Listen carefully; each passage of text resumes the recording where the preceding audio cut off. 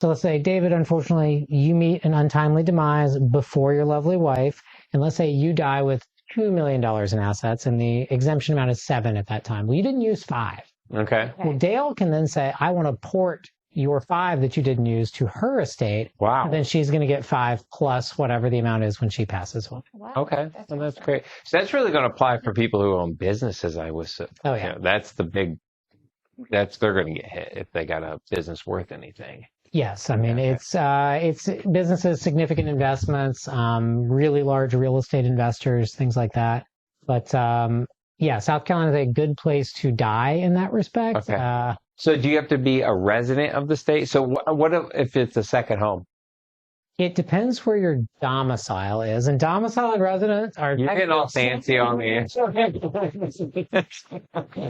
Same way for now. So it depends. Basically, where do you live? Mm-hmm. And there's factors to look at where you live. But I think that's a good segue for the most common question we get about taxes in real estate, which is the 4% and 6%. Yes, right? let's go there. Let's dive into that. Yeah. Sure. Let's start on what is that question? Like 4%, 6%. Yeah. Now we're talking real estate In taxes. South Carolina, every county, they do have a 4% tax or a 6% tax. So each county determines, you pay your taxes to the county for your property. You own a home, you get a tax bill from the county you live in.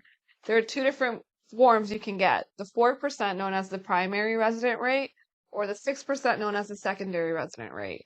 It's not, some people think it's 4% of my purchase price or 6%. People freak out. That's the first thing that it's Yeah. not. That's just what they're called. The millage rate and the calculation there's literally a calculator online where you can plug it in because the calculation is pretty complicated. It's not something that real estate attorneys or anyone actually calculates. There's an online calculator for that. And Beaufort County has that. So Beaufort County has one, Jasper County, and it will differ from county to county. For example, so anyway, let me just back up. So the primary resident rate, when you buy a home in South Carolina, they automatically lock you in on the 6%, the higher tax amount. When you close, right? When you close. Yeah. So, or anytime there's a deed change, they will lock you into the 6% until you prove otherwise that you are a resident. So there are different steps you have to take.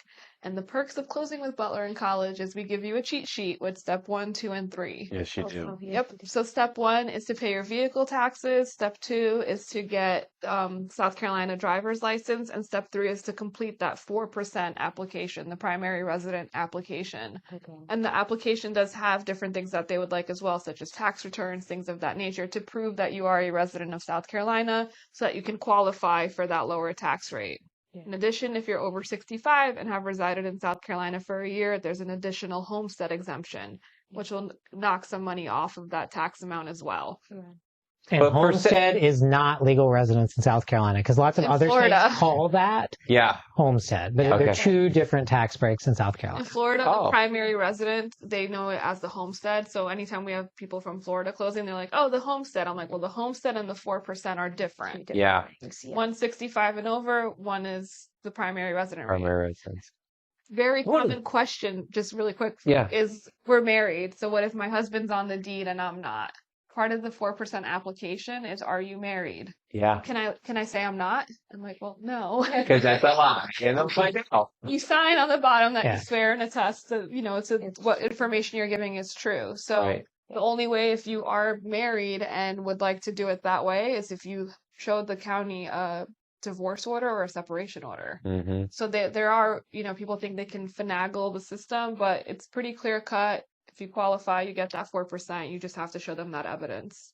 I've actually had that happen with a client. They thought they were being tricky, and they'd asked me ahead of time. They had a place in Colorado. He didn't want to give up yet. He still had some work out there. He's a contractor.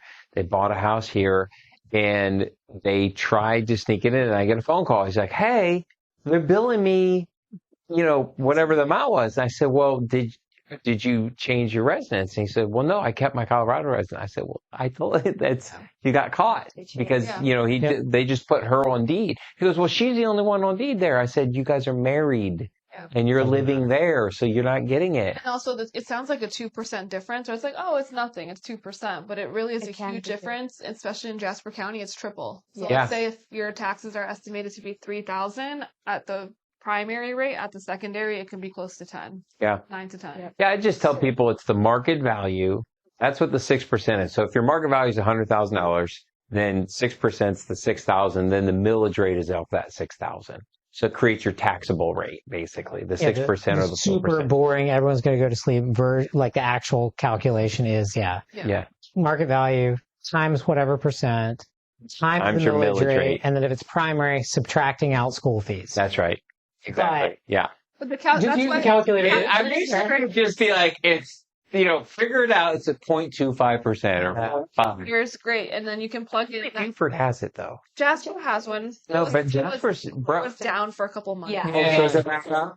Okay. I thought they just didn't want to really show people the difference. Jasper County. It's a work in progress. Okay. It is a work in progress. Definitely was down for several months. Is it back up now? I think so. It's back up, and then there's another calculator on there as well that you can use for it. But we do that for each county, and I do it at the end of every closing. That's my homework for the client, and I scare them with the numbers because the number is a drastic difference. It's huge. I mean, most people, I've literally had them make, because I'll give you an example, Margaritaville versus Sun City.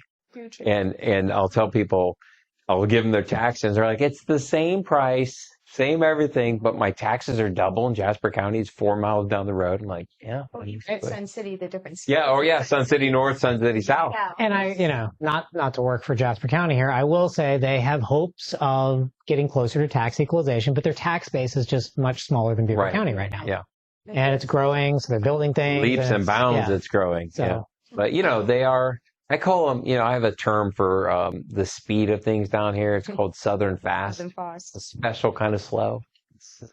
Yeah. I don't know what you're talking about.